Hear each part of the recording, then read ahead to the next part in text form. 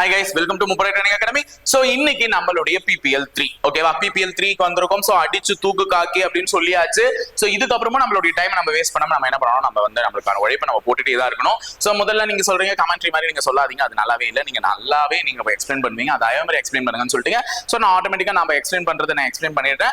ஆனா உங்களுடைய இதெல்லாம் வேஸ்ட் பண்ண மாட்டேன். சியர் லீடர்ஸ் வந்து என்கரேஜ் உங்களை பண்ணுவாங்க, தேர்ட் அம்பையர் வந்து உங்களுடைய டிசிஷன்ஸ் சொல்லுவாங்க, அதெல்லாம் ஆட்டோமேட்டிக்கா நடந்துகிட்டு தான் இருக்கும். ஸோ அதை தாண்டி நம்ம சொல்ல வேண்டிய விஷயத்தை நம்ம சொல்லிட்டு தான் இருக்க போறோம். ஓகேங்களா? சோ முதல்ல உங்களுக்கு சொல்லக்கூடிய ஒரு தகவல் என்னன்னா, நோட்டிபிகேஷன் இப்ப வருமா அப்ப வருமான்னு சொல்லிட்டு பயப்படாதீங்க. நல்லா சொல்றேன், நம்பிக்கை தான் ரொம்ப வாழ்க்கையில முக்கியம். சோ நோட்டிபிகேஷன் வருதோ வரலையோ, ஆனா நம்ம என்ன பண்ணணும், நம்ம அதற்கான குறிக்கோளை வச்சுட்டோம்னா, செட் பண்ணிட்டோம்னா நம்ம படிச்சுட்டு தான் இருக்கணும். எக்காரணத்தை கொண்டவும் நம்ம என்ன பண்ணக்கூடாது, நம்மளுடைய மனசை வந்து தளர விடக்கூடாது. நிறைய பேர் நோட்டிபிகேஷன் வந்தா படிச்சுக்கலாம்னு சொல்றவன் தான் கண்டிப்பா ஃபெயில் ஆகிறவன், அந்த கட் ஆஃப் குள்ள வராதவனே.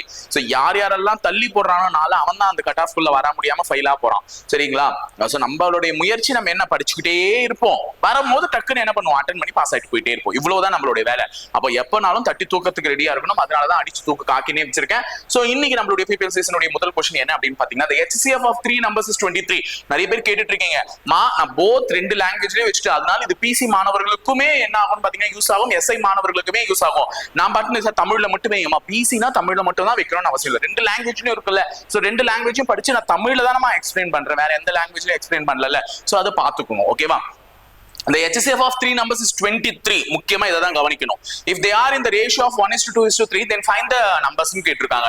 அதாவது மூன்று எண்களினுடைய மீப்போவான்னு சொல்லக்கூடிய மீப்பெரும் பொது வகுத்தியானது 23 ஆகும். மேலும் அவைகளின் விகிதங்கள் 1:2:3 ஆகும் எனில் அந்த எண்களை காண்க. இப்படிதான் உங்களுக்கு क्वेश्चन கேட்டிருக்காங்க. ரொம்பவே சுலபமான ஒரு கேள்வி. என்ன அப்படின்னு பாத்தீங்கன்னா, கொடுத்திருக்கக்கூடிய நம்பரை வந்து கொஞ்சம் நல்லா கண்ணு திறந்து பாருங்க. கொடுத்திருக்கிற நம்பரான 23 என்பது ஒரு பகா எண்.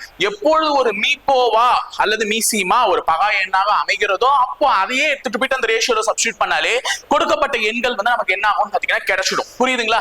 அப்ப இது 1:2:3 இருக்குல்ல. அப்போ 1x 2x 3x இப்படிதான் இருக்கு. சரிங்களா? இப்ப நமக்கு கொடுக்கப்பட்ட எண்ணானது ஒரு பிரைம் நம்பரான பகா எண். அதுதான் அந்த எக்ஸினுடைய மதிப்பா சப்ஸ்டிட்யூட் பண்ணுங்க. ஏன்னா பகா எண்ணை பொறுத்த வரையும் அந்த நம்பர்லயும் ஒன்னாலையும் மட்டும்தான் அது வகுப்படுமே, வேற எந்த நம்பராலையும் அது என்ன ஆகாது, டிவிசிபிள் ஆகாது. அப்பயே ஆட்டோமேட்டிக்கா அந்த எக்ஸின் மதிப்பாக இங்க கொடுக்கப்பட்ட என்ன கொடுத்திருக்காங்களோ மீப்போவாக அதையே எடுத்துட்டு போய் சப்ஸ்டிட்யூட் பண்ணுங்க, வந்துரும். அப்போ 1xல நான் 23 எக்ஸினுடைய மதிப்பாக 23 சப்ஸ்டிட்யூட் பண்ணா ஓர் 23 என்னமா 23. அப்ப என்னுடைய முதல் எண் 23. அப்ப இங்க 23 ஆப்ஷன்ல இல்லையா, ரெண்டு ஆப்ஷன் கேன்சல். இந்த ரெண்டுத்துல தான் ஏதோ ஒண்ணு. ரெண்டாவது ஆப்ஷன் 2x 2 × 23. ஓகேவா? அப்ப 23 ரெண்டால பெருக்கினா நமக்கு என்ன கிடைக்கும், 46 கிடைக்கும். அப்ப இவரும் ஆப்ஷன்ல இருந்து கோவிந்தா, அப்ப B தான். அப்ப மூணாவது ஆப்ஷன்ல 3x 3 × 23 கண்டுபிடிச்சா என்னன்னு கிடைக்கும், 69. சோ மூன்று ஆப்ஷன் 23 46 69 தான் அந்த எண்களாக இருக்கும். அப்போதுதான் அந்த எண்களினுடைய மீப்போவாவாக எது தேர்ந்தெடுக்கப்படும், 23 தேர்ந்தெடுக்கப்படும். சரியா? பதில் தெரிஞ்சிருச்சா? சூப்பரா, கரெக்ட் தானே? நல்லா பண்ணிருப்பீங்க. சோ அடுத்தது ரொம்ப முக்கியமான क्वेश्चन. கேலண்டர்ல இருந்து இந்த மாதிரி ஒரு क्वेश्चन வந்துச்சுன்னா, இதுக்கப்புறம் நான் கேலண்டரை திருப்புவனா கேலண்டரை பாப்பனா அப்படின்லாம் வேணாம், ஈஸியா அட்டெண்ட் பண்ணலாம். எப்படி அப்படின்னு பாத்தீங்கன்னா, the calendar for the year 2007 will be the same for the year. அதாவது 2007ஆம் ஆண்டு கேலண்டர் மறுபடியும் எப்ப வரும் அப்படின்னு சொல்லிட்டு கேக்குறாங்க. அதாவது ஒரு வருடத்தின் போலவே இன்னொரு வருடமும் ஏதாவது ஒரு வருடத்துல ஒரு கேலண்டர் வரும். இப்ப 2007ஆம் வருடம் நாட்காட்டியை போன்று எந்த வருடம் அதற்கு அடுத்த நாட்காட்டியை கொண்டிருக்கும், இதுதான் என்னுடைய கேள்வி.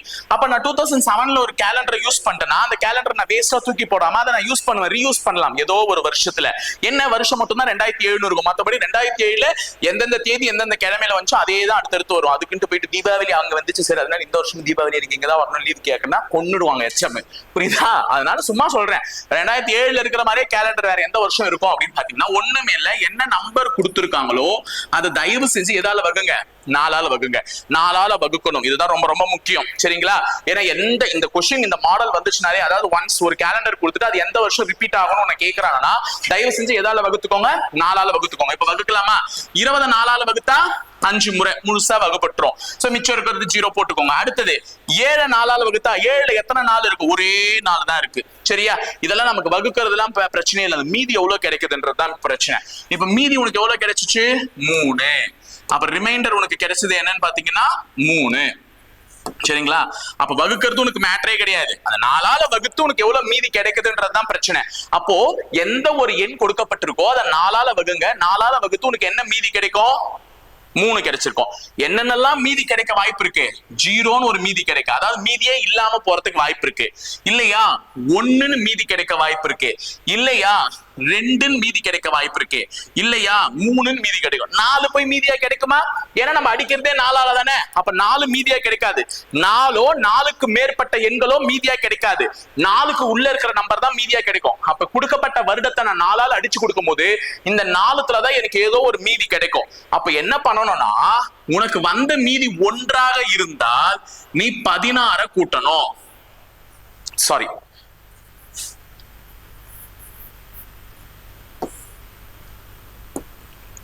இப்ப என்ன பண்ணணும்னா, உனக்கு வந்த மீதி 1ஆக இருந்தால் நீ கூட்டுறது எவ்வளவு? 6 கூட்டணும். நல்லா ஞாபகம் வச்சுக்கோங்க. உனக்கு மீதி 1 வருதுன்னா எந்த வருஷம் கொடுத்துருக்காங்களோ அது கூட 6 கூட்டிக்கணும். சரியா?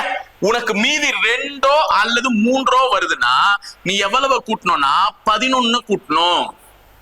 சரியா? சரி, எனக்கு மீதியே வரல, 0 வருதுன்னா 28 கூட்டணும். புரியுதா சொல்றது? அப்ப நீ அடிக்க போற மீதி எவ்வளவு வருதுன்னு செக் பண்ண போற. இதுலதான் ஏதாவது ஒரு மீதி வரப்போகுது. அந்த மீதி வந்துச்சுன்னா கொடுத்த வருஷத்தோட இந்த நம்பர்ஸை கூட்டினா அந்த வருஷத்துலதான் அந்த கேலண்டர் ரிப்பீட் ஆகும். இப்ப எனக்கு என்ன மீதி வந்திருக்கு? 3 மீதி வந்துச்சுன்னா எவ்வளவு கூட்டணும்? 11 கூட்டணும். அப்ப 2007ஓட 11 கூட்ட போறேன். 7 1 8 1 0 2 2018. So answer 2018. அப்ப இந்த ஒரு क्वेश्चन நல்ல சிம்பிளான क्वेश्चन. இதுக்கப்புறம் உட்கார்ந்து கேலண்டர் திருப்புறது அந்த கதெல்லாம் வேணாம். நமக்கு கொடுத்திருக்கிற நம்பரை 4ஆல வகுக்க போறோம். வர மீதி கூட என்னென்ன வருஷத்தை கூட்டணும்ன்றதை தெரிஞ்சுக்க போறோம். இப்ப சொல்லுங்க பார்க்கலாம். 0 னா 28, 1 னா 6, 2 3 னா 11. சரிங்களா? மூணாவது क्वेश्चन போலாம். மூணாவது क्वेश्चन ஒரு டைரக்ஷன் சென்ஸ்ல இருந்தா क्वेश्चन கேட்டிருக்காங்க. சோ நம்ம பார்த்தலாம். So English medium students bother பண்ண விரும்பல, அவங்களுக்கு மேல தெரிய மாதிரி தான் வச்சிருக்கேன். Samunya is standing facing north. Samunya என்பவள் வடக்கு நோக்கி இருக்கிறாள். அப்போ சாமுன்யான்னு ஒரு பொண்ணுமா. சரிங்களா? சாமுன்யா. அந்த சாமுன்யா பொண்ணு எங்க இருக்காங்க? வடக்கு பார்த்து இருக்காங்க. சரியா?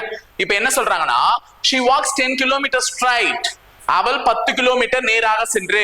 அப்ப வடக்கு நோக்கி பார்த்து கொண்டிருக்கக்கூடிய சாமுன்யா என்பவள் என்ன பண்றாங்க? 10 கிலோமீட்டர் நேரா போறாங்க. சரியா? அப்போ ஸ்ட்ரைட்டா ஒரு 10 கிலோமீட்டர் போயிட்டாங்க மேடம். சரி, இடதுபுறம் திரும்பி turns left and walks 10 kilometre. அதாவது மீண்டும் அவள் இடதுபுறம் திரும்பி 10 கிலோமீட்டர் நடக்கிறாளாம். சரிங்களா? அப்ப சாமுன்யா வடக்கு நோக்கி இருந்தால் 10 கிலோமீட்டர் சென்று இடதுபுறம் திரும்பி எத்தனை கிலோமீட்டர் நடக்கிறாள்? 10 கிலோமீட்டர். 10 கிலோமீட்டர். சரி, எனக்கு ஸ்பேஸ் வேணும்னா கொஞ்சம் வளைச்சு போட்டிருக்கேன். சாமுன்யா இல்ல, கொஞ்சம் டான்ஸ் ஆடிட்டே போயிருக்குங்க மேடம். சரியா? அப்படி போட்டிருக்கேன். உடனே வந்து ஏன் கிராஸா போட்டீங்கன்னு கேட்காதீங்க. கொஞ்சம் திருப்பி வரைய வேண்டியது இருக்கு, அதனால. அடுத்தது, வலதுபுறம் திரும்பி 5 கிலோமீட்டர் நடக்கிறாள். she turns right and walks 5 kilometre. அப்போ இந்த மாதிரி போய் கொண்டிருக்கக்கூடிய சாமுன்யாக்கு வலது கை என்பது எந்த பக்கம் இருக்கும்? மேலே கீழயா? மேல. அப்ப வலது பக்கம் திரும்பி எத்தனை கிலோமீட்டர் நடக்கிறா? 5 கிலோமீட்டர் நடக்கிறா. புரியுதாமா? அப்ப ஃபர்ஸ்ட் சாமுன்யா வடக்கு பக்கம் 10 கிலோமீட்டர், திருப்பி லெஃப்ட் திரும்பி ஒரு 10, திருப்பி ரைட் திரும்பி ஒரு 5. இறுதியில் ஃபைனலா இடதுபுறம் திரும்பி 15 கிலோமீட்டர் நடந்தால் பூங்காவை அடைவாள். அப்ப சாமுன்யா ஏதோ ஒரு பார்க்குக்கு போயிருக்குது மேடம். அதாவது கடைசியா ஒரு லெஃப்ட் எடுத்து 15 கிலோமீட்டர் நடந்தாதான் எது அடையுமா? பூங்கா அப்படின்னு சொல்லக்கூடியதா? தங்கிலீஷ்ல எழுதிட்டேன்னா பூங்கா. சரியா? பார்க்கை அடைவாளாம். நல்லா கவனி, அவன் பார்க்குக்கு போய் நடப்பான். இது பார்க்குக்கு போறதுக்கே இவ்வளவு தொலைவு நடந்து போயிருக்குது என்னவோ. அப்ப வடக்கு நோக்கி 10, லெஃப்ட் எடுத்து 10, ரைட் எடுத்து 5, திருப்பி லெஃப்ட் எடுத்து 5 கிலோமீட்டர் நடந்தா தற்போது அவள் பார்க்கும் திசை என்ன? in which direction she is facing now? அப்ப அம்புக்குறி காமிச்சு கொடுக்குதா எந்த திசையை பார்த்து கொண்டிருக்கிறாள் என்பது. இப்படி இருக்கும் பொழுது மேல பார்த்திருந்தா அது வடக்கு நார்த், இப்படி பார்த்திருந்தா கிழக்கு ஈஸ்ட், கீழே பார்த்திருந்தா தெற்கு சவுத், இப்படி பார்த்திருந்தா மேற்கு வெஸ்ட்னு சொல்லக்கூடிய பி ஆப்ஷன் தான் சரியா இருந்திருக்கும். so B is the right answer for this question. ஓகேவா?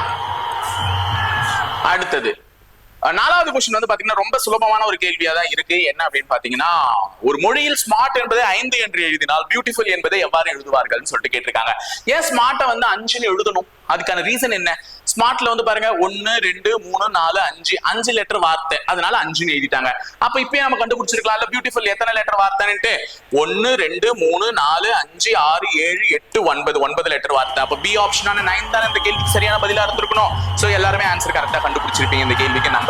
சோ அடுத்த கேள்வி வந்து ஒரு வெண்படத்துல இருந்து தான் கேட்டிருக்கேன். சைக்காலஜில என்ன சார் சைக்காலஜியா வந்துட்டு இருக்குன்னா GS இதுக்கு அடுத்ததெல்லாம். சரியா? இப்போதைக்கு நம்ம சைக்காலஜி பார்த்தலாம். ஃப்ளவர்ஸ் ஒயிட் ட்ரெஸ், இதுக்கு வந்து வெண்படத்தை வந்து எந்த வெண்படத்தை சூஸ் பண்ணுவீங்கன்னு சொல்லிட்டு கேட்கறாங்க. ஒரு நல்ல டிபிக்கலான கொஸ்டின்னே சொல்லலாம். பூக்கள், வெள்ளை துணிகள். சோ நமக்கு தெரியும் வெள்ளை என்பது ஒரு நிறம்.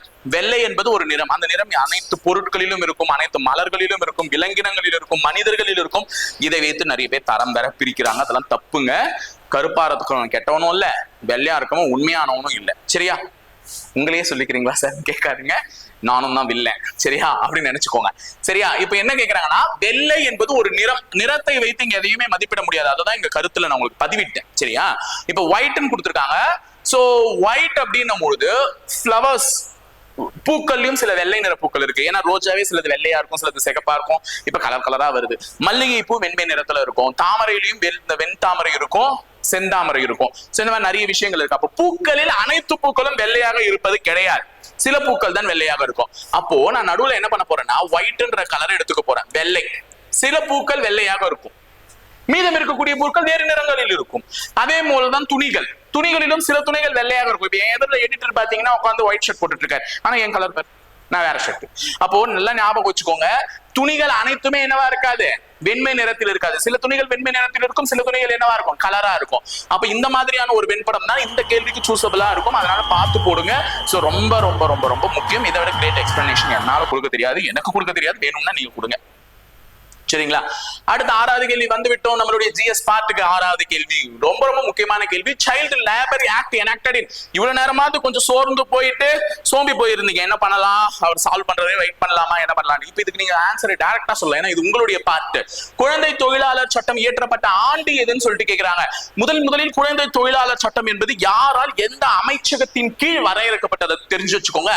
மத்திய அரசாங்கம், சென்ட்ரல் கவர்மெண்ட் தான் இதை எடுத்துட்டு வராங்க. யாருன்னு பாத்தீங்கன்னா ministry of labour and employment அப்படின்னு சொல்லுவாங்க. Ministry of labour and employment. அதாவது தமிழ்ல சொல்றதா இருந்தா வேலை வாய்ப்பு மற்றும் தொழிலாளர் நலத்துறை அமைச்சகம். சரியா? தொழிலாளர் நலத்துறை மற்றும் வேலை வாய்ப்பு அமைச்சகத்தாலதான் இந்த குழந்தை தொழிலாளர் சட்டம் எடுத்துட்டு வரப்படுது. என்னன்னா, யாரெல்லாம் குழந்தைகளை போய் வேலைக்கு வைக்கிறீங்க, அடிப்படை கல்வி அறிவியாவது கொடுத்து ஒரு மாநிலத்தையே முழு கல்வி அறிவு பெற்ற மாநிலமாக மாற்ற வேண்டியது ஒவ்வொரு மாநிலங்களுடைய கடமை. கேரளா பார்த்துக்கோ, இப்போ லிட்ரஸி ரேட்ல ஃபர்ஸ்ட் இருக்காங்க. அது மட்டும் இல்லாம கேரளா அனைத்துலயும், அதாவது வந்து ரீசெண்டா வந்து அறிவிச்சிருப்பாங்க, இந்த மிசோரம்னு நினைக்கிறேன், ஐ திங்க் சோ. இவங்க எல்லாம் வந்து முழுமையாக கல்வி அறிவு பெற்ற மாநிலங்களாக அறிவித்திருப்பார்கள். காரணம் என்னன்னா, கல்வி அறிவு பெற்றவங்கன்னா எல்லாருமே டிகிரி முடிச்சுட்டு இருப்பாங்கன்னு அர்த்தமா? ஏன்பா 7வது தான் ஒரு பையன் படிச்சிருக்கான், நேத்து தான் அவனை கூட்டு போய் ஃபர்ஸ்ட் ஸ்டாண்டர்ட் அட்மிஷன் போட்டேன், அதுக்குன்னு கல்வி அறிவு பெற்ற மாநிலம்னு சொல்லிடலாமா? கிடையாது. அது நல்லா கவனிச்சுக்கோங்க. கல்வி அறிவு பெற்ற மாநிலம் என்பதை எவ்வாறு வரையறுப்பார்கள்னா, ஒரு எழுத படிக்க தெரியணும், அட்லீஸ்ட் அவங்க பேரை எழுதி கையெழுத்து போடவாது தெரியணும். அப்படி தெரிஞ்சிருந்தாதான் ஸ்டேட் இஸ் லிட்ரஸி ஸ்டேட். ஓகேவா? ஃபுல்லி லிட்ரஸி ஸ்டேட் அப்படின்னு சொல்லிட்டு என்ன பண்ணுவாங்க, அவங்களுக்கான ஒரு அந்தஸ்தை கொடுப்பாங்க. முழு கல்வி அறிவு பெற்ற மாநிலமாக அப்போதுதான் அறிவிக்கப்படும். நம்ம பாட்டுன்னு நான் டிகிரி முடிச்சிருக்கேன் அப்பதான் எனக்கு கல்வி அறிவு விடுவோம்னா எந்த ஒரு ஸ்டேட்டும் கடைசி வரையும் ஜென்மத்துக்கும் வாங்காது. அப்போ குழந்தை அடிப்படையான குழந்தைகளுக்கு வந்து நீங்க கல்வி அறிவை கொடுக்காம இந்த மாதிரி பண்ணீங்கன்னா எங்க போயிட்டு அந்த முழு கல்வி அறிவு பெற்ற மாநிலமாக மாறுவது? அப்ப குழந்தை தொழிலாளர்களை ஒழிக்க வேண்டும் என்று மத்திய அரசாங்கம் முடிவு செய்தது. அதனாலதான் லேபர் அண்ட் எம்ப்ளாய்மெண்ட் கீழே இந்த ஒரு சட்டத்தை எடுத்துட்டு வராங்க. என்ன அப்படின்னு பாத்தீங்கன்னா, 14 வயதிற்கு கீழே உள்ளவர்கள், 14 வயதிற்கு கீழே உள்ளவர்கள் அனைவரையும் குழந்தைகள் என கருதி அவர்களுக்கு அடிப்படை கல்விகளை என்ன பண்ணணும், வழங்கணும். அப்ப 14 வயதிற்கு கீழ் இருக்கக்கூடிய ஒருத்தருக்கு வந்து குழந்தைன்னு கருதி அவங்களுக்கு அடிப்படை கல்வியை வழங்கணும். அப்படி அடிப்படை கல்வியை வழங்கவில்லை என்றால் அவர்கள் மீது தகுந்த நடவடிக்கை எடுக்கலாம் தொழிலாளர் சட்டத்துக்கு கீழே. அப்ப குழந்தை தொழிலாளர் சட்டம் இயற்றப்பட்ட ஆண்டு வந்து என்னன்னு பாத்தீங்கன்னா 1986. சோ ரொம்ப ரொம்ப முக்கியமான क्वेश्चन. பாயிண்ட்ஸ் நோட் டவுன் பண்ணிக்கோங்க. Points may be noted. ஓகேவா? எதுக்கு அந்த வார்த்தையை சொன்னா, ஒவ்வொரு பாயிண்ட்ஸும் எழுதி வச்சுக்கோங்க. நாளைக்கு நமக்கு ஒரு கூற்று மாதிரி ஒரு லைனை ஃப்ரேம் பண்ணணும் அப்படின்னு நினைச்சாங்கன்னா, இது ministry of labour and employment கீழே வரையறுக்கப்பட்ட ஒரு சட்டம் அப்படின்னு சொன்னாங்கன்னா ஆமான்னு சரி. ஏன்னா நம்ம அங்க போய் முடிக்க கூடாதுல்ல, அதனால தயவு செஞ்சு கொஞ்சம் பார்த்துக்கோங்க. இது ரொம்ப ரொம்ப முக்கியம். சரியா? அடுத்தது சூஸ் த இன்கரெக்ட் பேர் அப்படின்னு சொல்லிட்டு 7வது क्वेश्चन வந்து கேட்டிருக்கா. ரொம்பவே ஈஸியான ஒரு क्वेश्चन, நீங்க டக்குன்னு ஆன்சர் பண்ணக்கூடிய ஒரு क्वेश्चन. கிளியூர் ஃபால்ஸ் வந்து சேலம் அப்படின்னு சொல்லி கொடுத்திருக்காங்க. கிளியூர் நீர்வீழ்ச்சி சேலத்துல இருக்கானா? எஸ், எக்ஸாக்ட்லி கிளியூர் நீர்வீழ்ச்சி சேலத்துல தான் இருக்கு. ஆகாய கங்கை எல்லாருமே பார்த்திருப்போம், கொல்லிமலை நாமக்கல் அப்படின்னு சொல்லிட்டு. சோ நாமக்கல்ல தான் இருக்கு. சோ அதுவுமே எக்ஸாக்டா ரைட் தான். அப்ப கேத்ரின் அண்ட் பைக்காரா வந்து பாத்தீங்கன்னா கோவை அப்படின்னு சொல்லி சொல்லியிருக்காங்க. குட்லாடம்பட்டி நீர்வீழ்ச்சின்னு சொல்லக்கூடிய குட்லாடம்பட்டி ஃபால்ஸ் வந்து மதுரை. சோ இதுவுமே சரியா தான் இருக்கு. ஆக மொத்தம் நமக்கு எல்லாமே சரியா இருக்கக்கூடிய ஒரு காரணத்தினால கோயம்புத்தூர்னு கொடுத்திருக்கக்கூடிய கேத்ரின் அண்ட் பைக்காரா ஃபால்ஸ் தான் தவறாக இருக்கு. காரணம் என்ன அப்படின்னு பாத்தீங்கன்னா அது இருக்கக்கூடிய இடம் எங்கன்னு பாத்தீங்கன்னா நீலகிரி. சரிங்களா, நீலகிரியில இருக்கு. சோ அது தெரிஞ்சு வச்சுக்கோங்க. So in the match the following easy நீங்களே பண்ணிருப்பீங்க. அடுத்து 8வது क्वेश्चन, ஒண்டி வீரன் led one of the army unit of யாருடைய ஆர்மி யூனிட்ல வந்து ஒண்டி வீரன் யாருடைய படைப்பிரிவில் ஒரு படைக்கு தலைமை தாங்கினார் அப்படின்னு சொல்லிட்டு கொடுத்திருக்காங்க. சோ இதுல சொல்லக்கூடிய 2-3 தகவல் இப்ப நான் உங்களுக்கு டீடைலா வந்து டிகோட் பண்ணி சொல்ல போறேன். எல்லாமே முக்கியமான பாயிண்ட்ஸ் மேபி நோட்டட் கண்டிப்பா. சோ ஒண்டி வீரன் யாருடைய படைப்பிரிவில் ஒரு படைமைக்கு தலைமை தாங்கினார் என்று கேட்டால் புலித்தேவர். 18ஆம் நூற்றாண்டில் வாழ்ந்து, கண்டிப்பா ஞாபகம் வச்சுக்கோங்க. அதெல்லாம் நமக்கு நாளைக்கு எக்ஸாம் பாயிண்ட் ஆஃப் வியூல என்னென்னு கேட்பாங்கன்னு சொல்ல முடியாது. எல்லா டேட்டாவும் முக்கியம். ஏன்னா யுவான் சுவாங்க பத்தி எல்லாம் கேட்டாங்கல்ல. 18ஆம் நூற்றாண்டில் வாழ்ந்து ஆங்கிலேயருக்கு எதிராக தமிழகத்தில் முதல் புரட்சி விதையை வந்து வித்திட்டவர் யாருன்னு பாத்தீங்கன்னா புலித்தேவர். தமிழகத்தில் எந்த பகுதியை ஆண்ட ஒரு பாளையக்காரர் அவர்? நெற்கட்டும் சேவல் என்ற பகுதியை. அப்ப புலித்தேவர் என்பவர் நெற்கட்டும் சேவல் என்ற பகுதியை ஆண்டவர். சரிங்களா, நெற்கட்டும் சேவல் என்ற பகுதியை ஆண்டு 18ஆம் நூற்றாண்டில் ஆங்கிலேயரை எதிர்த்து நாங்களாம் தரமாட்டோம் சொன்னவர் தான் புலித்தேவர். அவருடைய ஒரு படைப்பிரிவினுடைய முக்கிய பொறுப்பில் இருந்தவர் தான் யாருன்னு பாத்தீங்கன்னா ஒண்டி வீரன். ஒண்டி வா அப்படின்ற மாதிரி இருந்தார். சரிங்களா, இப்ப நாங்க இங்க வந்து யாருடைய தகவலை ஷேர் பண்ண போறோம்னு பாத்தீங்கன்னா வேலு நாச்சியார் அவர்களை பத்தி ஒரு current affair. So exact data அவங்களை பத்தி ஒரு சில விஷயங்கள் எல்லாம் ஷேர் பண்ண போறேன். அதாவது என்னதான் இப்போ புதிய அரசு வந்து புதிய முதலமைச்சராக பதவியேற்று பெண்களுக்கு நாங்கள் பாதுகாப்பு வழங்குவோம் என்று சிங்கப்பெண்கள் அப்படின்னு சொல்லிட்டு பெண் படையை உருவாக்கினாலும், அதே நேரத்துல பெண்கள் வந்து எங்களுக்கு தேவையில்லை நாங்கெல்லாம் ராணுவ படை அப்படின்னு அவங்கள பத்தி சொல்லிக்கிட்டாலும், முதலில் பெண்களுக்கான ராணுவ படையை உருவாக்கியவர் யார்? முதலில் புதிய பெண்களுக்கான ராணுவ படையை உருவாக்கியவர் யாருன்னு பாத்தீங்கன்னா நம்மளுடைய வேலு நாச்சியார் அவர்கள் தான். சரிங்களா, பெண்களுக்கான ராணுவ படை. சோ அந்த ராணுவ படைக்கு பேரே இருக்கு. என்ன அப்படின்னு பாத்தீங்கன்னா உடையாள் பெரும்பிரிவு அப்படின்னு சொல்லிட்டு. யார் இந்த உடையாள்? உடையாள் பெரும்பிரிவுன்னு இருக்கு. யார் இந்த உடையாள் அப்படின்னு பாத்தீங்கன்னா வேலு நாச்சியாரை காட்டி கொடுக்காததால் கழுத்தறுக்கப்பட்ட, அதாவது ஆங்கிலேயர்களால் கொடூரமாக கொலை செய்யப்பட்ட ஒரு பெண். ஓகேவா, இவங்க கிட்ட போயிருப்பாங்க வேலு நாச்சியார் அவர்களை வந்து காமிச்சு கொடுக்கலன்னும் போது என்ன பண்ணிருப்பாங்க? கொன்னுட்டு இருப்பாங்க. அப்போ ஒரு டம்ளர் தண்ணி வாங்கி குடிச்சிட்டு போயிட்டு இருப்பாங்க. ஆனாலும் எங்க அவங்க ஆங்கிலேயர்கள் வந்து கேட்கும்போது நான் உயிரே போனாலும் அவங்களை காட்டி கொடுக்க மாட்டேன்னு சொல்லிட்டு நின்னவங்க தான் இந்த உடையாள். அதனாலதான் அவர்களுடைய பெண்கள் படைப்பிரிவு, வேலு நாச்சியாரினுடைய பெண்கள் ராணுவ படைப்பிரிவிற்கு யாருடைய பேரை வச்சாங்க? உடையாள் படைப்பிரிவு. அப்ப தெரியுதா? அப்போ இங்க ஒண்டி வீரன் அப்படின்னு கேட்டாங்கன்னா யாரோட கனெக்ட் பண்ணணும்? புலித்தேவரோட கனெக்ட் பண்ணணும். அப்போ உடையாள் படைப்பிரிவுன்னு கேட்டாங்கன்னா யாரோட கனெக்ட் பண்ணணும்? வேலு நாச்சியாரோட கனெக்ட் பண்ணணும். அது மட்டும் இல்லாம இந்த உடையாள் படைப்பிரிவுக்கு தலைமை தாங்கியவர் தான் யாருன்னு பாத்தீங்கன்னா ஆங்கிலேயருடைய அந்த குடோனையே அடிச்சவங்க, ஆயுத கிடங்கியே வந்து தன் மீது நெருப்ப புகைச்சுக்கிட்டு போயிட்டு அது உள்ள விழுந்து ஆயுத கிடங்கிய முழுவதமாக அழித்தவர் தான் குயிலி. சரியா, இவர் தான் இந்தியாவின் முதல் தற்கொலை படை உருவாக்கினவர். சோ தன்னை செதைச்சுக்கிட்டே எதிரி நாட்டை வந்து வீழ்த்துறது. ஓகேவா, குயிலி. சோ இந்த மாதிரி குயிலி, மருது சகோதரர்கள், சின்னம்பிள்ளை, இன்னொருத்தரோட பேர் இருக்கு, எக்ஸாக்டா எனக்கு சரியா ஞாபகம் வரல, எழுதுறேன் பட் எனக்கு ஞாபகம் வரல. சோ இவர்கள் எல்லாம் யாருடன் தொடர்புடையவர்னு கேட்டாங்க? வேலு நாச்சியாரோட. சரிங்க சார், கரண்ட் அஃபேர்ல ஒரு பாயிண்ட் சொல்றீங்க. ஆமா, எங்களுடைய புகழ்பெற்ற மாவட்டம் நாங்க இருக்கிறது எங்க? வேலூர். சோ நிறைய பேர் நீங்க எந்த பிரான்ச்ல கிளாஸ் எடுக்கிறீங்கன்னு கேக்குறீங்க. அதுக்கும் ஆன்சர் இந்த வேலூர் தாங்க.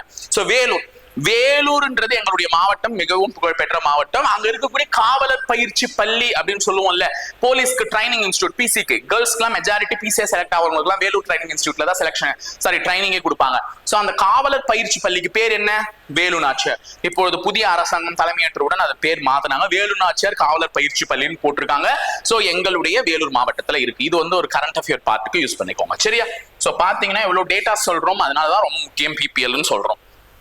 அடுத்து ரொம்பவே சுலபமான क्वेश्चन பாலிட்டில இருந்து தான் வந்திருக்கு. 9th match the following. முதல் நிதி ஆணையம் என்றாலே எத்தனை வருடங்களுக்கு ஒரு முறை கூட்டப்படக்கூடியது என்று நம்மளுடைய PPL 1லே பார்த்துட்டோம். 5 வருஷத்துக்கு ஒரு முறை கூட்டுறது. சோ அதிலே நான் இந்த டேட்டாஸ்லாம் ஷேர் பண்ணிருக்கேன். முதல் நிதி ஆணையம் சொல்லக்கூடிய ஃபர்ஸ்ட் ஃபினான்ஸ் கமிஷனுடைய ஹெட் யாருன்னு பாத்தீங்கன்னா கேஸ் நியோஜி. ஓகேவா, அப்போ முதலுக்கு வந்து 4, ஃபர்ஸ்ட் 4ல தொடங்குறது 2 ஆப்ஷன் முடிஞ்சிச்சு. 2 ஆப்ஷன் தான் 4ல தொடங்கி இருக்கு. லாஸ்ட் வந்து பாருங்க 16வது நிதி ஆணையத்தினுடைய தலைவர் யாருன்னு சொல்லிட்டு கேட்டிருக்காங்க. 16வது நிதி ஆணையம்னால இப்ப கரண்ட்ல இருக்கக்கூடியது அரவிந்த் பணக்காரியான்னு சொன்னேன். சோ 2ல முடியணும். 4ல தொடங்கி 2ல முடியறது ஒரே ஆப்ஷன் தான், இது கிடையாது, இங்கே முடிச்சிடலாம்.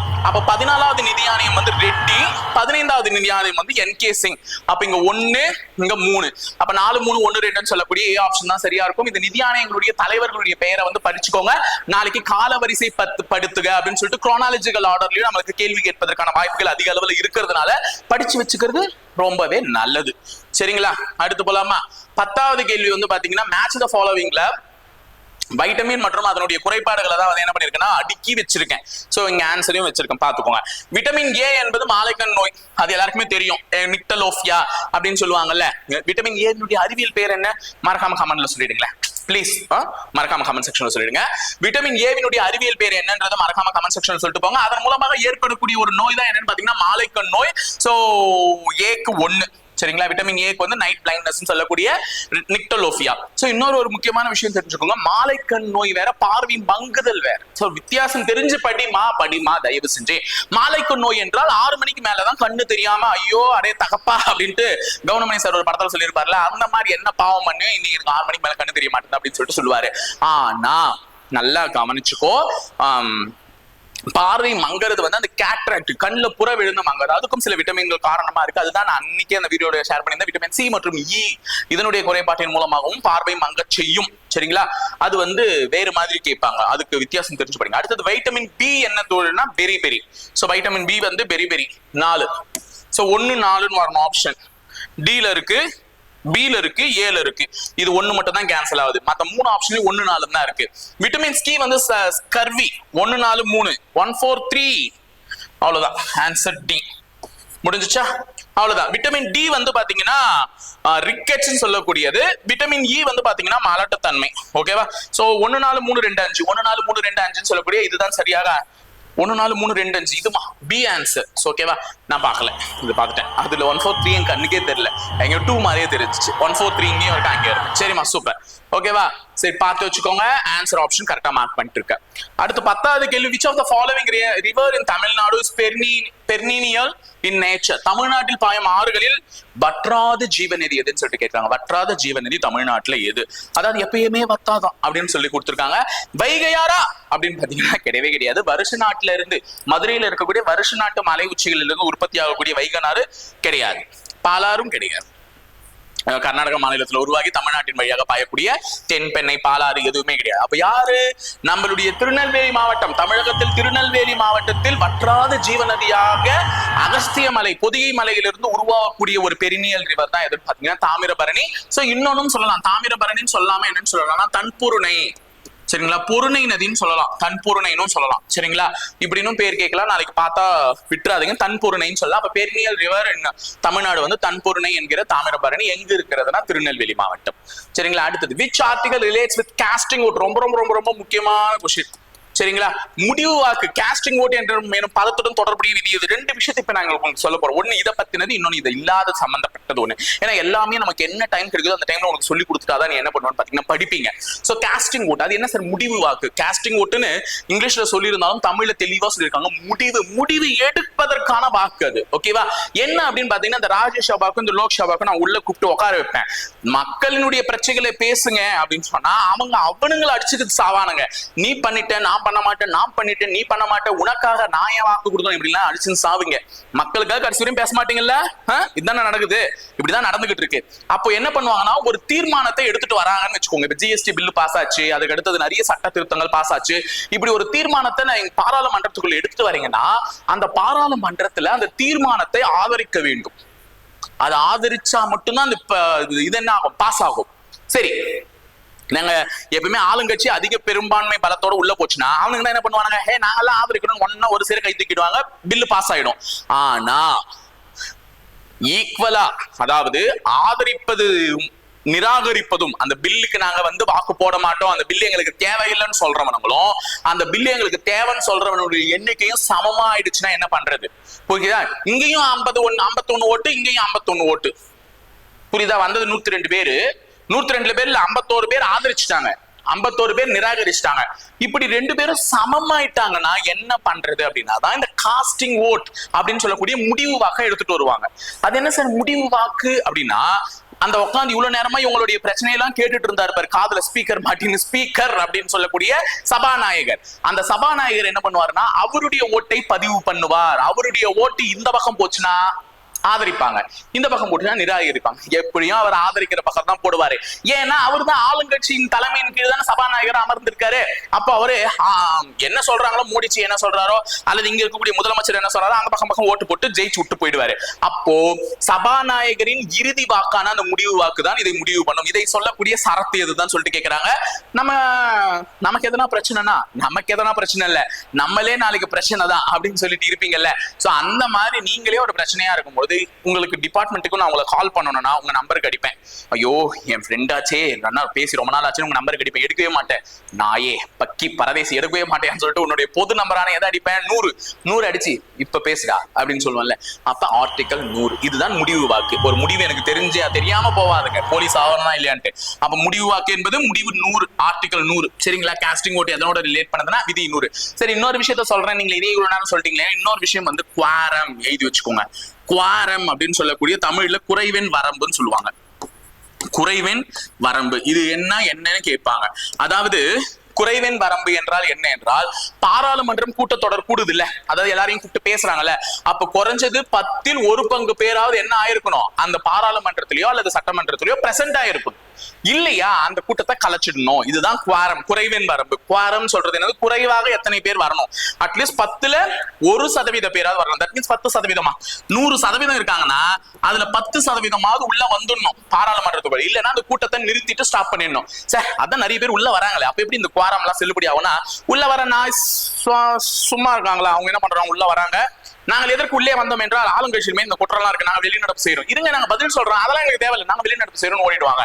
அப்போ வெளியே ஓடிடுறாங்க பாரு. அப்ப வெளியே ஓடும் பொழுதும் இந்த குறைவின் வரம்பானது குறைய ஆரம்பிக்குமா, அதாவது 10%ஆவது உள்ள உறுப்பினர்கள் இருக்க வேண்டும். அப்படி இல்லை என்றால் அந்த சட்டசபை கூட்டத்தொடர் என்ன ஆகணும், நிறுத்தி வைக்கப்பட வேண்டும். இதுதான் குவாரம் சொல்லக்கூடிய குறைவின் வரம்பு. சோ இந்த காஸ்டிங் ஓட் சொல்லும் போது இதையும் கூட சொல்லிட்டு ஒரு பாயிண்டா தெரிஞ்சு வச்சுக்கோங்க. ஓகேவா? அடுத்து 13, which of the following tax is indirect tax ன்னு சொல்றாங்க. பின்வரும் எது மறைமுக வரி ஆகும் சொல்லிட்டு கேக்குறாங்க. மறைமுக வரி என்றால் மறைஞ்சு கட்டுறது. அப்படின்னா சார் எதுக்குப்பா மறைச்சு வரேன்னா, நான் கட்டுறது மறைமுக வரி, யாருக்கும் தெரியாம கட்டணும் அப்படின்னு நான் சொல்ல முடியும், அதெல்லாம் இல்ல. ஓகேவா? தெரிஞ்சு வச்சுக்கோங்க. முத்திரைத்தாள் வரின்னு சொல்லக்கூடிய ஸ்டாம்ப் டியூட்டி தான். ஒரு பேப்பர்ல நீங்க ஸ்டாம்ப் போட்டி அது பண்றீங்கன்னா ஸ்டாம்ப் மூலமா என்ன பண்ணுவாங்க பாத்தீங்கன்னா அதற்கான டாக்ஸ் வந்து கலெக்ட் பண்ணுவாங்க, அவ்வளவுதான். சோ இன்டைரக்டா கவர்மெண்ட்டுக்கு நீ செலுத்தக்கூடியது வந்து மறைமுக வரி. நேரடியாக செலுத்தக்கூடியது வந்து என்னன்னு பாத்தீங்கன்னா நேரடி வரின்னு சொல்லுவாங்க. சோ இப்போ நம்ம போயிடலாமா? இது வந்து ஒரு ஷார்ட்கட் தான், wipro.co. ஓகேவா? விப்ரோன்றது ஒரு கம்பெனி நேம். சோ wipro.co என்பது எதற்கான ஷார்ட்கட்னு பாத்தீங்கன்னா நேர்முக வரிக்கான ஷார்ட்கட். சரிங்களா? நேர்முக வரி. சோ இதுல நீங்க செலுத்தக்கூடிய இந்த வார்த்தைகள் உனக்கு சொல்லக்கூடியதெல்லாம் டைரக்ட் டாக்ஸா நீங்க பே பண்ணக்கூடியது. சோ பாத்துடலாம் என்னென்ன வார்த்தைகள் சொல்லுதுன்னு பார்க்கலாம். ஃபர்ஸ்ட் வி வந்து எதை குறிக்குதுன்னு பாத்தீங்கன்னா வெல்த் டாக்ஸ் அப்படின்னு கூட சொல்லக்கூடிய செல்வ வரியை குறிக்குது. செல்வ வரி. அப்ப செல்வ வரி என்பது நேர்முக வரி. ஐ எதை குறிக்குதுன்னு பாத்தீங்கன்னா இன்கம் டாக்ஸ். ஐ எதை குறிக்குது, இன்கம் டாக்ஸ். சொத்து வரி, சாரி வருமான வரி. சொத்து வரின்ற வருமான வரி. வருமான வரி தமிழ்ல டக்கு வரமாட்டேந்துமா. பிஆர்ஓ எதை குறிக்குதுன்னு பாத்தீங்கன்னா ப்ராப்பர்ட்டி டாக்ஸ். ப்ராப்பர்ட்டி டாக்ஸ் இதுதான் என்னன்னு பாத்தீங்கன்னா சொத்து வரி. சரிங்களா? சொத்து வரி. இதெல்லாம் நேரடியாக செலுத்தக்கூடிய வரிகள். அப்ப கோ அப்படின்னு சொல்லக்கூடியது வந்து கார்ப்பரேட் டாக்ஸ் அப்படின்னு சொல்லுவாங்க. நிறுவன வரி. நிறுவன வரி. சரிங்களா? அப்போ இது எல்லாமே அந்த ஷார்ட்கட் உனக்கு அந்த டைரக்ட் டாக்ஸ் ஞாபகம் வச்சுக்கிறதுக்கு wipro.co. சரிங்களா? அப்போ இதுல வராதது அந்த ஸ்டாம்ப் டியூட்டி தானே, ஸ்டாம்ப் டியூட்டி முத்திரைத்தாள். அப்ப அதுதான் எதுவா இருந்திருக்கும், இன்டைரக்ட் டாக்ஸ். இன்டைரக்ட் டாக்ஸ்க்கு ஒரு இது இருக்குது, எக்ஸ்கியூஸ் மீ அப்படின்னு சொல்லிட்டு ஒண்ணு வச்சிருக்கோம். சோ இதற்கான விரிவாக்கங்கள் என்னென்னு தெரிஞ்சுச்சுன்னா மறக்காம கமெண்ட் பாக்ஸ்ல கமெண்ட் பண்ணிட்டு போங்க, கண்டிப்பா நம்ம தெரிஞ்சுப்போம். ஓகேவா? அடுத்தது 14வது கேள்வி என்ன சொல்றாங்கன்னா, சூஸ் த கரெக்ட் பேர்னு சொல்லிட்டு கொடுத்துருக்காங்க. இந்த இடத்துல மட்டும் அலோகம்னு எழுதிக்காதீங்கம்மா, ஏன்னா இங்க வந்து சரியா மெட்டல் தான் கொடுத்துருக்காங்க. அப்ப இது உலோகம் தான். தமிழ் மீடியம் கொஸ்டின் சேஞ்ச் பண்ணிக்கோங்கப்பா. சரியா? சரி. ஷைனிங் அண்ட் ஹாட் மெட்டல் நமக்கு கரெக்ட் பேர் தான் கேட்டிருக்காங்க. கரெக்ட் பேர்னு கண்ணு கடைசியில தான் போகுது பாருங்க. அறை வெப்பநிலையில் திரவ நிலையில் காணப்படும் உலோகம் பாதரசம். That means Hg ன்னு சொல்லக்கூடிய mercury, பாதரசம். The metal found in a liquid state at room temperature mercury. இதுதான் சரியா இருக்கு. அப்ப இதுதான் சரி. அப்ப மீதம் இருக்கக்கூடிய அனைத்துமே தவறாதான் இருக்கு. காரணம் என்னன்னா, ஃபர்ஸ்ட் ஷைனி அண்ட் ஹாட் மெட்டல்னு சொல்லக்கூடியது பளபளப்பான மற்றும் கடினமான உலோகம் வந்து கிராஃபைட் கிடையாது. என்னது? டைமண்ட். வைரம் தான் பளபளன்னு இருக்கும், பார்த்தாலே தெரியும். அப்ப ஃபர்ஸ்ட் தவறா பொருந்தி இருக்கு. ரெண்டாவது மின்சாரத்தை கடத்தும் உலோகம் வந்து வைரமான்னு கேட்டிருக்காங்க. மின்சாரத்தை அனைத்து உலோகங்களுமே மேக்சிமம் கடத்த தான் செய்யும். அப்ப அது தப்பு தான், வைரம் கிடையாது. சரிங்களா? வைரமே ஒரு அலோகம், இப்பதான் பார்த்துட்டோம். அது ஒரு ஆலோட்ரோப், கார்பனுடைய ஒரு ஆலோட்ரோப். அடுத்து அறை வெப்பநிலையில் திரவமாக உள்ள உலோகம் புரோமினா, அறை வெப்பநிலையில் திரவமாக உள்ள உலோகம் பாதரசம். அப்போ புரோமின் வந்து என்னன்னு பாத்தீங்கன்னா அலோகம், நான் மெட்டல். சரிங்களா? அறை வெப்பநிலையில் இருக்கக்கூடிய ஒரு நான் மெட்டல் தான் வந்து பாத்தீங்கன்னா புரோமின். சரிங்களா? இதெல்லாம் தெரிஞ்சு வச்சுக்கோங்க. சரியான பேரை கண்டுபிடிச்சிட்டோம். அடுத்து 15வது கேள்வி, which organization is known as the guardian of Indian constitution and fundamental rights? அதாவது இந்தியாவின் அடிப்படை உரிமைகளை பாதுகாக்கக்கூடியவரும் அரசியலமைப்பின் பாதுகாவலரும் யாரு? அடிப்படை உரிமைகள், கேள்வி கேட்பதற்கு எனக்கு உரிமை இருக்கு. இன்று ரிசல்ட் வரல, இன்னைக்கு பல மாணவர்களுடைய வாழ்க்கை கேள்விக்குறியா மாறி இருக்கு. நீங்க ரிசல்ட்டையும் இல்லை, எதிர்காலத்துல படிக்கக்கூடிய மாணவர்களுக்கு ஒரு நம்பிக்கை தரக்கூடிய வகையிலையும் செயல்படல அப்படின்னா டிஎன்யூஎஸ்ஆர்பி போர்டை எதிர்த்தோ அல்லது நடப்பில் இருக்கக்கூடிய அரசாங்கத்தை எதிர்த்தோ கேள்வி கேட்பதற்கான அடிப்படை வாய்ஸ் அவுட் பண்றதுக்கு எனக்கு உரிமை இருக்குன்னா அது என்னுடைய அடிப்படை உரிமை. இதையெல்லாம் பாதுகாக்கக்கூடியது யார் அப்படின்னு பாத்தீங்கன்னா உச்சநீதிமன்றம். ஏன்னா அரசியலமைப்பில் எனக்கு சொல்லியிருக்காங்களே, கோட்டார் அவர்களே note me by my point my lord அப்படின்லாம் சொல்றாங்கல்ல. சோ அப்ப இந்த உச்சநீதிமன்றத்துக்கு தான் அந்த அளவுக்கு என்ன இருக்குன்னு பாத்தீங்கன்னா ரைட்ஸ் இருக்கு. சரிங்களா? அப்ப அரசியலமைப்பின் பாதுகாவலன், guardian of the Indian constitution. அப்ப இந்திய அரசியலமைப்பை வந்து எக்காரணத்துக்கும் யாராலும் பாதிக்கப்படாத வண்ணம் காக்கக்கூடிய அனைத்து பொறுப்புகளும் பெற்றிருப்பது யாருன்னா உச்சநீதிமன்றம், சுப்ரீம் கோர்ட். அடுத்து 16, which Indian social activities is best known for a role in Narmada Bachao Andolan அப்படின்னு சொல்லிட்டு கேட்டிருக்காங்க. நர்மதா பச்சாவ் அந்தோலன் என்ற அமைப்பின் மூலம் அறியப்படும் இந்திய சமூக ஆர்வலர் யார் அப்படின்னு சொல்லிட்டு கேக்குறாங்க. மேதா பட்கர். ஓகேவா? மேதா பட்கர். நாட் ஒன்லி மேதா பட்கர், இன்னொருத்தரும் இருக்காரு. இன்னொருத்தர் யாருன்னு பாத்தீங்கன்னா பாபா ஆம்தே. ஓகேவா? பாபா ஆம்தே. சோ இவர்கள் இருவரும்னா இந்த என்ன சொல்றது, நர்மதா பாச்சோ அந்தோலன் அப்படின்ற ஒரு திட்டத்தின் மூலமாக, ஒரு அமைப்பின் மூலமாக அறியப்பட்டவர்கள். யார் இவர்கள் அப்படின்னு பாத்தீங்கன்னா இவர்கள் வந்து ஒரு சுற்றுப்புற சூழ்நிலையாளர்கள், என்விரான்மெண்டலிஸ்ட் சொல்லுவாங்க. விவசாயிகள், பழங்குடியின மக்கள் போன்றவர்களால் தொடங்கப்பட்டதுதான் இந்த நர்மதா பச்சோ அந்தோலன் அப்படின்ற ஒரு திட்டம். எதற்காக இந்த திட்டம் அப்படின்னு பாத்தீங்க அப்படின்னா நர்மதா ரிவர் நம்ம எல்லாருக்குமே தெரியும், மேற்கு நோக்கி பாயக்கூடிய ஒரு நதி. சரிங்களா? இது எந்த நதி? மேற்கு நோக்கி பாயும். சோ வெஸ்ட் ஃப்ளோவிங் ரிவர்ஸ், நான் அதுக்கு ஷார்ட்கட் கூட ஆல்ரெடி சொல்லியிருப்பேன். வெஸ்ட் ஃப்ளோவிங் ரிவர்ஸ்க்கு ஷார்ட்கட் என்னது? சமந்தா. சமந்தால என்னென்ன எதை குறிக்குதுன்றத நம்ம வந்து என்ன பண்ணிருக்கோம், சொல்லியிருக்கோம். சபர்மதி, ஓகேவா, மாஹி, நர்மதா, தபதி. சோ இது எல்லாமே வெஸ்ட் ஃப்ளோவிங் ரிவர்ஸ், மேற்கு நோக்கி பாயக்கூடிய நதிகள். அப்படி மேற்கு நோக்கி பாயக்கூடிய இந்த நதியான நர்மதாவில இது எங்க உற்பத்தி ஆகுது அதை முதல் சொல்லுங்க. நர்மதா எங்க உற்பத்தி ஆகுதுன்னா அமர்கண்டக்னு சொல்லுவாங்க. அமர்கண்டக் மத்திய பிரதேசத்துல இருக்கு. சரிங்களா? மாப்பின்னு சொல்லக்கூடிய மத்திய பிரதேசத்துல எந்த இடம்? அமர்கண்டக். சோ அமர்கண்டக்ல இருக்கக்கூடிய இந்த நதி உற்பத்தி ஆகுது. இதற்கு நடுவுல என்ன கட்ட சொல்றாங்களாம்? அணை. அணை கட்ட சொல்றாங்க. இப்ப தமிழகத்துக்கு எப்படி தமிழகத்துக்கு தண்ணீரே தரக்கூடாதுன்னு கர்நாடகா மாநிலம் மேகதாது அணையை வந்து கட்டுற முயற்சியில இறங்கி இருக்காங்களோ அந்த மாதிரி அந்த காலத்துல இந்த நர்மதா குறுக்கே வந்து என்ன பண்றாங்க, அணை கட்ட சொல்லும் பொழுது அங்க இருக்கக்கூடிய விவசாயிகள் பாதிக்கப்படுவார்கள், பழங்குடியின மக்கள் பாதிக்கப்படுவார்கள். சுற்றுப்புற சூழலை பாதுகாக்க வேண்டும் என்று மனதார ஆசைப்படுகிற சுற்றுப்புற சூழ்நிலையாக அது மிகுந்த மனவேதனையை கொடுக்கும். அப்படி இருக்கும்போது அவங்க என்ன சொல்றாங்கன்னா மத்திய பிரதேசத்திலிருந்து பாயக்கூடிய இந்த நதியான நர்மதாவில் எக்காரணத்து கொண்டும் அணைகளை கட்டக்கூடாது அப்படின்னு சொல்லிட்டு போராட்டம் நடத்தினாங்க. அந்த போராட்டத்தினுடைய பேர் தான் நர்மதா பச்சாவ் அந்தோலன். சோ இதில் முக்கியமாக பாடுபட்டவர் மேதா பட்கர் மற்றும் பாபா ஆம்தே. சரிங்களா? நிறைய விஷயத்த சொல்லியிருக்கேன்ல, ஒரு லைக் போட்டு போலாமே, ஒரு ஹார்ட் போடலாம். அடுத்தது 17, on which movement Gandhi gave a call to do or die? எந்த போராட்டத்தின் போது காந்தி செய் அல்லது செத்துமடி என்று முழக்கமிட்டார் அப்படின்னு சொல்லிட்டு கேட்டிருக்காங்க. செய் அல்லது செத்துமடி, அதாவது வா ஒண்ணு இது பண்ணு, இல்லைன்னா செத்துரு, எனக்கு வரவே வேணாம். அதே தான் படிக்கிற எல்லாருக்குமே சொல்லுவாங்க, ஒண்ணு படி, இல்ல படிக்காம போய் செத்து போயிடு, அவ்வளவுதான், வேற என்ன பண்ண முடியும். நம்ம வந்து நோட்டிபிகேஷன் வரும்ன்ற ஒரு நம்பிக்கையை உங்களுக்கு இந்த வாயிலாக கொடுத்து கொண்டு இருக்கிறோம். ஏன்னா இதெல்லாம் வந்து அப்புறமா வந்தோடனே படிச்சுக்கலாம், ரிவிஷன் பண்ணிக்கலாம் எல்லாம் கிடையாது. இப்பயே ஒரு பாயிண்டா சொல்லி உனக்கு மனசுல பதிவு வைக்கிறோம். அதனால ஒண்ணு செய்யுமா, உன்னை செத்து மடினா உயிரியே கொடுக்க சொல்லி இந்த இதையாவது விட்டுட்டு போயிடுங்க. அட்லீஸ்ட் வரக்கூடியவர்களுக்காக ஒரு வாய்ப்பா அமையட்டும், அவ்வளவுதான். சரிங்களா? செய் அல்லது செத்துமடி என்று காந்தி வந்து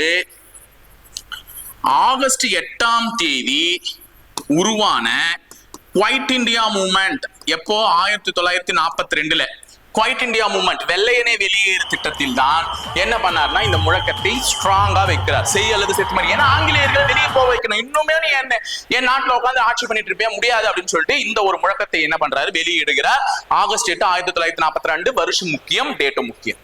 அடுத்து 18, on which year SIPCOT, State Industrial Promotion Corporation of Tamil Nadu, இதுதான் அந்த விரிவாக்கம் தெளிவாக கொடுத்திருக்காங்க. State industries promotion corporation of Tamil Nadu, SIPCOT. எந்த ஆண்டு சிப்காட் தமிழ்நாடு அரசு தொழில் முன்னேற்ற கழகம் நிறுவப்பட்டதுன்னா 1977. பொருளாதார அளவில் நாம் வந்து இன்னுமே மங்கி போய் இருக்கக்கூடாது. நாமும் வந்து இந்த ஜிடிபின்னு சொல்லக்கூடியதுல மிகுந்த பங்களித்து இந்தியாவில் மிகை மாநிலமாக அனைவரும் முன்னிலையிலும் தெரிய வேண்டும் என்று ஆசைப்பட்ட ஒரு காரணத்தினால சிப்காட்டை வந்து தமிழக அரசாங்கம் அப்ரூவ் பண்ணி தொடங்குறாங்க. இதெல்லாம் நல்லா தெரியும். முதல் சிப்காட் எங்க தொடங்கப்பட்டது சொல்லுங்க பார்க்கலாம். மறக்காம கமெண்ட் செக்ஷன்ல சொல்லிட்டு போவாங்க. ஓகேவா? அடுத்து 19 இந்தியன் நேவி டே, அதாவது இந்திய கடற்படை தினம் எந்த நாள் அனுசரிக்கப்படுகிறதுனா தெளிவா தெரியும். நேவி டே என்பது டிசம்பர் 4. சரிங்களா? கடற்படை தினம் வந்து டிசம்பர் 4. அப்ப இங்க இருக்கக்கூடிய ஜனவரி 15 வந்து இந்திய ராணுவ தினம் சொல்லக்கூடிய இந்தியன் ஆர்மி டே. சரிங்களா? இந்திய ராணுவ தினம். நாங்கெல்லாம் ராணுவ படை அப்படின்னு சொல்லுவாங்கல்ல. அப்ப இந்தியன் ஆர்மி டே என்னைக்குன்னு பாத்தீங்கன்னா ஜனவரி 15 இந்தியன் ஆர்மி டே. அக்டோபர் வந்து பாத்தீங்கன்னா இந்தியன் ஏர்ஃபோர்ஸ் டே. ஏர்ஃபோர்ஸ் டே, விமான தினம், விமானப்படை தினம், இந்திய விமானப்படை தினம். சரிங்களா? இது அக்டோபர் 8 இந்திய விமானப்படை தினம். சரிங்களா? பிப்ரவரி 1 என்னன்னு பாத்தீங்கன்னா கோஸ்ட் கார்ட் டே, இந்தியன் கோஸ்ட் கார்டு டே, கடற்படை காவல் தினம் சம்திங். சரிங்களா? சோ பார்த்து வச்சுக்கோங்க. 19வது கேள்விக்கு 4 நாளுமே எது எதுக்கு முக்கியன்றதை சொல்லி கொடுத்துட்டேன். நமக்கு கேட்ட நேவி டே வந்து கடற்படை டே வந்து டிசம்பர் 4. சரிங்களா? அடுத்து லாஸ்ட் நம்மளுடைய ஸ்டேட்மெண்ட் கொஸ்டின் தான் வந்திருக்கு. சோ தேர்ட் அம்பையர் கூப்பிட வேண்டிய டெசிஷன் இதெல்லாம் நான் விட மாட்டேமா. நான் அவங்க சொல்லி அந்த இதுல எஸ் ஆர் நோ சொல்லி தான் எனக்கு நல்லா பழக்கமா இருக்கு. சோ ஃபர்ஸ்ட் ஸ்டேட்மெண்ட், ஒரு example of acid in a solid state is sulfuric acid. Sulfuric acid is called as the king of chemicals. திண்ம நிலையில் உள்ள அமிலத்திற்கு உதாரணம் சல்பியூரிக் அமிலம் அப்படின்னு சொல்லி கேட்டிருக்காங்க. சோ முதல் கூற்று படிச்சிருக்கேன். திண்ம நிலை the solid stateல தான் சல்பியூரிக் அமிலம் இருக்கும் அப்படின்னு சொல்லிட்டு சொல்லியிருக்காங்க. சோ இதற்கான பதில நான் சொல்றதை விட நம்மளுடைய தேர்ட் அம்பையர் சொன்னா சரியா இருக்கும். சோ சரியா தவறான்ட்டு அவர்கிட்ட பொறுப்பை ஒப்படைச்சிடலாம். சோ அவர் சொல்லுவார் இப்போ உங்களுடைய இது என்னன்ட்டு. சோ டெசிஷன் பெண்டிங்ல இருக்கு. சோ டெசிஷனுடைய பெண்டிங்னுடைய முடிவில் நம்ம தேர்ட் அம்பையர் கொடுக்கக்கூடிய பதில் என்னவா இருக்கு அப்படின்னு பாத்தீங்கன்னா தவறு. சரிங்களா? வாக்கியம் 1 தவறு. நீங்க சொன்ன மாதிரி எல்லாருக்கும் சொன்ன மாதிரி தவறு. நோன்னு கத்தனீங்களா, அவரு நோ தான் கொடுத்திருக்காரு. திண்ம நிலையில் உள்ள அமிலத்திற்கு உதாரணம் சல்பியூரிக் அமிலம் கிடையாது. ஏன்னா சல்பியூரிக் அமிலம் நீர்ம திரவ நிலையில் தான் இருக்கும். சோ திண்ம நிலையில் அப்ப எது இருக்கும்னு கேட்டீங்கன்னா பென்சோயிக் அமிலத்தை சொல்லலாம். சரிங்களா? பென்சாயிக் அமிலம் வந்து திண்ம நிலையில இருக்கும். ஃபுட் பிரிசர்வேட்டிவ்ஸா யூஸ் பண்ணுவாங்க. உணவுகளை பாதுகாக்க பயன்படுத்தப்படக்கூடிய பொருளாக அது அமையும். அது மட்டும் இல்லாம நம்ம நார்மலா பயன்படுத்தக்கூடிய சிட்ரிக் அமிலத்தை கூட நம்ம என்ன பண்ணலாம், கொஞ்சம் கெமிக்கல் ப்ராசஸ் எல்லாம் பண்றதன் மூலமாக திண்ம நிலையில மாத்த முடியும். சரிங்களா? அடுத்தது வாக்கியம் 2, வேதிப்பொருட்களின் அரசன் என்று அழைக்கப்படுவது சல்பியூரிக் அமிலம் சொல்லிட்டு கேட்டிருக்காங்க. Sulphuric acid is called as the king of chemicals ஆன்னு கேட்டிருக்காங்க. நம்ம தேர்ட் அம்பையர் என்ன சொல்றாருன்னு பார்க்கலாம். தேர்ட் அம்பையர் H2SO4 சொல்லக்கூடிய இந்த சல்பியூரிக் அமிலம் தான் கிங் ஆஃப் கெமிக்கல்ஸா? சரியா தவறா? பசங்க எல்லாம் சரி சரின்னு கத்திக்கிட்டு இருக்காங்க. ஆமா சரியா தவறான்னு சொல்லுங்க அப்படின்னு கேட்கும்போது தேர்ட் அம்பையரும் அதை சரின்னு தான் சொல்லியிருக்காரு. ஓகேங்களா? Sulphuric acid is called as the king of chemicals. Correct தான். ஏன் வந்து இதை விட வீரியமான HCl இருக்காருல, ஹைட்ரோகுளோரிக் அமிலம். அடுத்தது இவருக்கு அடுத்தது யாருன்னு பாத்தீங்கன்னா H1O3 நைட்ரிக் அமிலம். இவர் 3வது தான். இப்படி இவர்களை விட வலிமை மிகு அமிலங்களான HCl, H1O3 பெருமை மிகு அமிலங்களான அவர்கள் எல்லாம் கிங் ஆஃப் கெமிக்கல்ஸ் அழைக்கப்படாமல் இவரை ஏன் கிங் ஆஃப் கெமிக்கல்ஸ் கூப்பிடுறாங்கோ, ஏன் இதை சரின்னு சொன்னீங்க அப்படின்னு நான் கேட்கும்போது எனக்கு தேர்ட் அம்பையர் என்ன சொல்றாருன்னா H2SO4 வந்து அதிகப்படியான காரணத்தை தெரிஞ்சுட்டு படிங்க. சும்மா வேதி பொருட்களின் அரசன் சல்பியூரிக் அமிலம் எனக்கும் தெரியும். எத்தனை காலத்துக்கு தான் உருட்டின கதையை உருட்டிட்டு இருப்பீங்க. காரணத்தை தெரிஞ்சுட்டு படிச்சுட்டு நாளைக்கு கூட்டுல கேட்டா அதுதான் பதிலா சொல்லணும். அப்ப சல்பியூரிக் அமிலத்தை ஏன் வேதியியல் கந்தக அமிலம்னு சொல்லுவாங்க, அதுவும் தெரிஞ்சு வச்சுக்கோ. நாளைக்கு அப்புறமா வேற ஏதோ கொடுத்துட்டாங்க சார்னு கேட்பீங்க. என்னையே சொல்லுவேன், கந்தக அமிலம்னு சொல்லுவாங்க. இங்கிலீஷ்ல சல்பியூரிக் ஆசிட் மட்டும் தான். சோ கந்தக அமிலத்தை ஏன் வேதிப்பொருட்களின் அரசன் என்று கூறுகிறார்கள்? லெபார்டரிஸ், தொழில் நிறுவனங்கள், இண்டஸ்ட்ரீஸ் போன்ற அனைத்து விதமான இதுலயுமே நமக்கு எளிய வகையில பயன்படக்கூடிய அமிலமாக பார்க்கப்படுவது எதுனா H2SO4 சொல்லக்கூடிய சல்பியூரிக் அமிலம் தான். சோ அங்க போய் HCl அதிகமா பயன்படுத்தல, HNO3 சொல்லக்கூடிய நைட்ரிக் அமிலத்தையும் அதிகமா பயன்படுத்தல. அப்படி நான் அதிகமா பயன்படுத்தக்கூடியதுதான் எனக்கான வேலையை செய்யறதுதான் என்ன பொறுத்தவரை ராஜாவா இருக்கணும். புரியுதா? எனக்கு ராஜானா அவங்க தான். அப்போ தொழிலகங்கள்லயும் சரி, நிறைய இதுலயும் லெபார்டரிஸ்லயும் சரி, அதிக அளவுல பயன்பாட்டுல இருக்கிறது H2SO4 சொல்லக்கூடிய சல்பியூரிக் அமிலம். அதனால அதை கிங் ஆஃப் கெமிக்கல்ஸ் சொல்றேன். புரியுதா? சோ இன்னைக்கு முடிஞ்ச 20 கேள்வி நன்றாக புரிந்ததா? நிறைய விஷயங்களை தெரிஞ்சுக்கிட்டீங்களா? சோ பிடிச்சிருந்துச்சுன்னா மறக்காம ஒரு லைக் போட்டு எனக்கு ஒரு ஹார்ட்டை போட்டு கொடுத்துட்டு போங்க. அப்பதான் எனக்கும் நம்பிக்கையோட அடுத்த வீடியோஸ் ப்ராசஸ் பண்ண முடியும். இணைந்திருங்கள், தொடர்ந்து பயணிப்போம். முப்படை பயிற்சி மையத்துடன். நன்றி, வணக்கம். கார்த்தி ஓவர். கார்த்தி இதுக்கும் எல்லாம் வாய்ஸ் மட்டும்